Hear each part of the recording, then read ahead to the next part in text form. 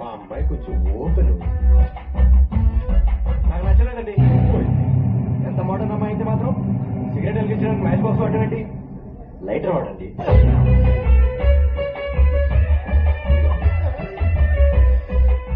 ఎక్కడో చూసానండి.